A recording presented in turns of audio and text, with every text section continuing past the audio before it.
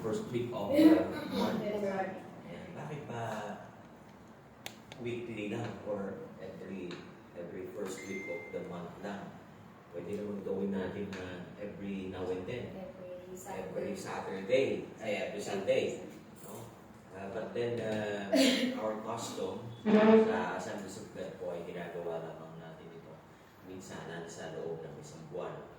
At naniniwala ang buong Assemblies of God na tayo ay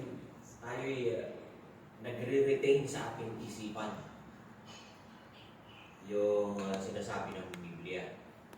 Kaya nga po ating ginaganap ito spring. Nagkakaroon lang tayo ng Sunday service ng first week. Anyway, so Old as New Testament po, yung bagong yung primitive church where we started weekly. No, not weekly, but every day. Hindi yung parang simpleng ganito lang. Talagang kainan. Okay, every week naman nagkakainan tayo. May fellowship. Yes. But the sense of true fellowship with the Lord is what we are doing every first Sunday of the month. Yan ay pagpapaalala ng kanyang kamatayan at yung pagkabuhay na maguli. Hindi lang yung kamatayan, kundi pagkabuhay na maguli na nagbibigay sa atin ng malaking pag-asa. Kaya nga po nandito tayo because He was risen. Kung siya ay nanatiling patay, huwag na tayo magsimula, huwag na tayo gumawa ng ganito, huwag na natin alalahanin yung mga silabi ng Panginoon. But then, this morning, gusto ko pong dalhin kayo sa apat na inanda ko ngayong umaga. Gusto ho ba natin na kung papipiliin tayo, which side are we going to stay?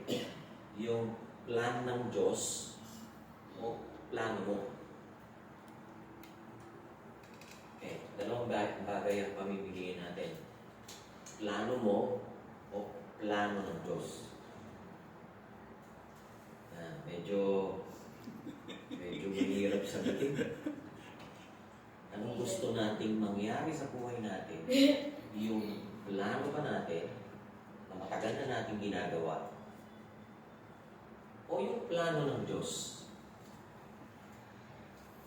Basahin po natin sa Proverbs 3, 5, and 6. Proverbs 3, 5, and 6. Sabi po dyan,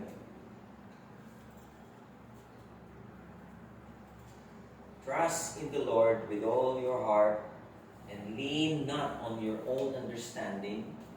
In all your ways, submit to Him, and He will make your path straight. Submit natin lahat ng kahit ano pa. And then, He promised this, that He will make our path straight. Ano ba yung path natin? Ano ba yung mga pinaplano natin? Yan po yung unang pangako ng Diyos sa kanyang mga sumusunod. Sabi dyan, kailangan magpa-submit. Are you submitting yourself to God's plan? Surrender. Kasi talagang sa totoo lang, matagal na tayo nabubuhay sa mundo. Sino ka rito ang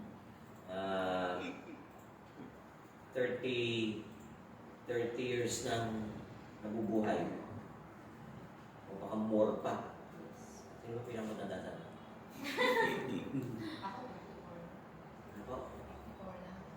Bata pa. Mas bata pa ito sa akin.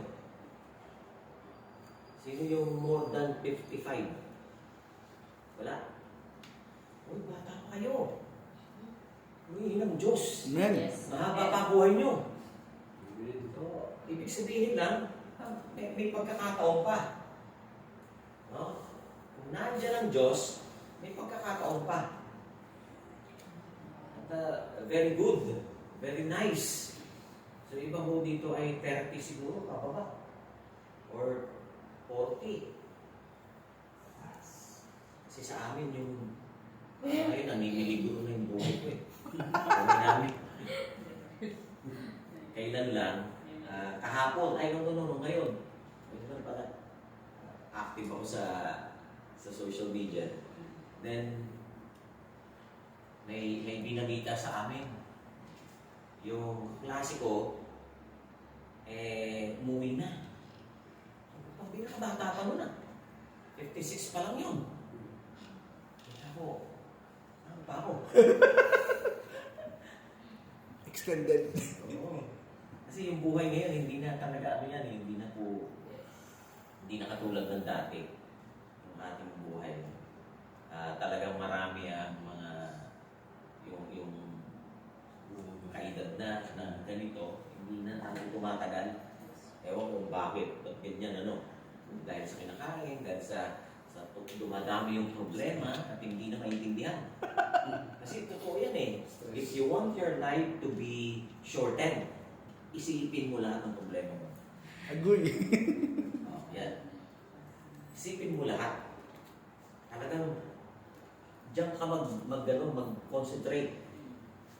Yung problema, ay nako, sino ba walang problema? Meron, no? O, lahat meron. O yan, diyan kayo magtutok. If you want your life to be more shortened. Ayan. Pero sinasabi ng Biblia, sabi ng Diyos, trust in Him. We have to submit to Him. Yun lang naman ang alam ng Diyos. Sa plano mo at sa plano ko. You have to give your submission. Pag sinabing submission, talagang, yes Lord, kahit ano pong gawin mo, kahit ano po ang gusto mo, yung tama. Yes. Okay? Gagawin mo. Pero kung ikaw ay magpapagsige pa rin sa iyong buhay, bahala ka. Next one, we have to walk in faith, not in fear. Sabihin nyo nga, not in fear. Not in fear. Hindi ako dapat matakot. Una, magsasubmit ako sa Diyos. Pangalawa, mabubuhay ako, lalakad ako, may pananampalataya. Ano ba yung pananampalataya? Pananampalataya ay mga hindi mo naiisip, hindi mo ginagawa.